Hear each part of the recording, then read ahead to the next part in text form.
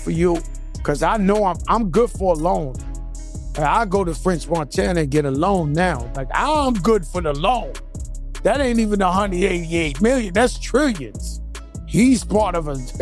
Yo, the real princess of Dubai, not the fake one. I didn't know they had a fake. No, they have them. Every time you met a Muslim guy that got money, an Arab guy, they always tell you they the prince or they the this, they all full of shit. They just own a business where they make a lot of money. This guy really got engaged to the Princess Al Maktoum of Dubai. Don't mess up. He from the Bronx. I know him since he was a kid. This is for congratulations for his engagement, man. No. You took it to the desert. You taking it back to promo. Was because I'm looking at it. Listen, I'm looking at it. And congratulations. Congratulations, but my mano. What did the good dude do the sandwich? The Ak way? The Aki way. Don't get the Aki way. Stay focused. Or we gonna find you in Sudan. Don't mess up. Sudan is where they're not coming to rescue you. Yo. Everyone was smiling at French Montana's wedding. Luxury cars lined the driveway, diamonds everywhere, cameras flashing like it was the Grammys, not a union. But Fat Joe wasn't smiling, he wasn't clapping either. While the world saw a fairy tale, Joe saw a trap dressed in designer. He's been in this game long enough to know that not every kingdom wants to share its throne. Some just want to own yours. Joe didn't sugarcoat it. He told him straight. This wasn't just marriage, this was a merger. And if French wasn't careful, he'd wake up one day realizing he wasn't the husband. He was the headline. You do know I got his first song to play on Hot 97 with Funk Flex. Nobody want to play his song. They blocking him. They just, look at his documentary. He gives Fat Joe the credit. He from the Bronx. I know him since he was a kid. This is for congratulations for his engagement, man. No. You took it to the desert. You taking it back to promo. Was because I'm looking at it. Listen, I'm looking at it. And congratulations. Congratulations, but my mano. What did the good dude do the sandwich? The Ak way? The Aki way. Don't get the Aki way. Stay focused. Joe had watched French rise from nothing, from studio basements and block freestyles to private jets and mansions. He was proud, but that pride came with protection, because Joe's seen this movie before. A brother from the struggle finally gets peace, only for that peace to come wrapped in chains he can't see yet. Table, and I'm sure there were some other ones also. Yeah. I came to Steve Rifkin when I had Chopper Down. Mm-hmm. I walked in the office, it was him and Gabi. Yep. And Gabi was managing. I was like, yo, Steve, give me $200,000. Let me go make music. You know what I'm saying? Just let me. Steve was like, nah, I'll give it to you. Never got it. And I dropped. Which is funny because Gabi's the president of SRC. Steve is like the CEO, but so I don't know what type of but Steve makes the final call. Yeah. So I asked for $200,000. You know what I'm saying? And it's like Fat Joe doesn't trust power that smiles too much. He's been around executives, moguls, politicians. All of them speak sweet and strike slow. He knows what it means when someone says, "Welcome to the family." It means you just entered a world where freedom has fine print. So when he saw French getting close to a dynasty, one with wealth older than hip-hop itself, he saw danger. After the ceremony, Joe pulled French into a private room, the noise from the party echoing faintly behind them. He didn't congratulate him, he challenged him.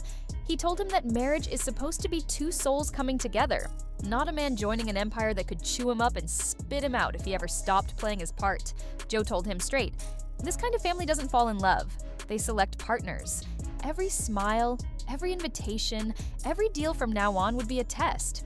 And once you pass the gates, there's no walking back out without scars. Joe's biggest fear wasn't that French would lose money. It's that he'd lose himself. He knows how fast loyalty gets tested when money mixes with marriage. In this world, one mistake doesn't cost you a headline. it costs you respect. Joe's voice rose when he said it. He wasn't angry at French, he was angry at the game. He's seen too many brothers let comfort become control. He told him not to let love blind him to the politics that always sit at the table in families like that. French tried to reassure him, told him it was real, that she wasn't like that the love was genuine. But Joe just shook his head. He'd heard that same line before from men who were now ghosts in the industry, artists who traded freedom for access, happiness for image. He wasn't questioning her love. He was questioning the system she came from. Because no matter how good her heart is, her world has rules, and those rules always win. Joe knew exactly how this could go wrong. He knew that behind every royal smile is a ledger, that families built on legacy protect their name before they protect your feelings. He warned French that if things ever went sideways, he wouldn't be fighting a woman. He'd be fighting a machine. One built on lawyers, influence, and quiet connections that make people disappear without drama. That's what Joe meant when he said, "Don't marry into something you can't control." Joe believes love is supposed to feel like partnership, not politics. He's always said that love should make you freer, not smaller. And what scared him most wasn't that French was in love. It was that he might stop being himself to stay in it. He didn't want to see another brother mute his voice to keep a powerful family comfortable. To Joe, that's not marriage, that's management. As months passed, Joe started seeing the changes. French's moves became quieter, his circle smaller, his tone more careful. The same man who once spoke his truth freely now measured every word. Joe saw it coming, not because he was negative, but because he's been burned before. He knows that when love comes with rules, the heart becomes a hostage. And though French didn't say it, Joe could feel it in his silence, that the throne he'd stepped onto was starting to feel cold. One night, after hearing how French was being pulled into the dynasty's politics, Joe snapped. He didn't speak like a mentor anymore. He spoke like a man who'd had enough of watching his people get played by power. He told him that love can't exist in rooms built on contracts, that the minute your name becomes part of a brand, your emotions become negotiable. Joe cursed the system, cursed the culture that celebrates men for marrying power instead of building it. French respected Joe, but he couldn't just walk away. He was deep in it now, emotionally, financially, publicly. Joe knew it, but he still pushed him. He told him to start building backup plans, reclaiming ownership, and remembering the kid who used to dream from the bottom, not the man trying to survive at the top. To Joe, it wasn't about jealousy. It was about legacy. Eventually, Joe stopped talking. He'd said what he needed to say, and he knew French had to learn some lessons on his own. But his warning stayed heavy in the air. Don't let the kingdom own you. Don't let love turn into obedience. Don't let silence feel like success. Joe didn't want to be right. He wanted French to prove him wrong. Because for once, he wanted to see a brother marry power and not lose his power in the process. Fat Joe walked away from that conversation with a mix of pride and frustration. He wasn't mad at French. He was mad at how this industry keeps rewriting the same story. He's seen men gain crowns and lose control. He's seen wealth become a weapon instead of a blessing.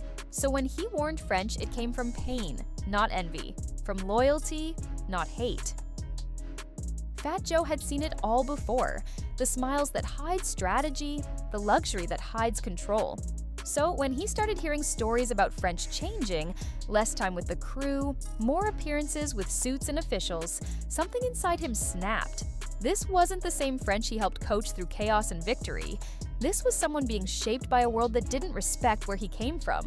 Joe wasn't jealous, he was furious. Weeks later, he called French. No assistants, no entourage, no PR filters, just man to man. When French picked up, Joe didn't even say hello. He told him that he could feel the distance, that every time he saw him on TV standing beside that family, he looked polished but not proud. Joe said that French didn't have to change how he dressed. He was changing how he carried himself. There was a stiffness in him, a fear to say the wrong thing. Fat Joe had seen it all before, the smiles that hide strategy, the luxury that hides control. So when he started hearing stories about French changing, less time with the crew, more appearances with suits and officials, something inside him snapped. This wasn't the same French he helped coach through chaos and victory. This was someone being shaped by a world that didn't respect where he came from. Joe wasn't jealous, he was furious. Weeks later, he called French. No assistants, no entourage, no PR filters, just man to man. When French picked up, Joe didn't even say hello. He told him that he could feel the distance, that every time he saw him on TV standing beside that family, he looked polished but not proud.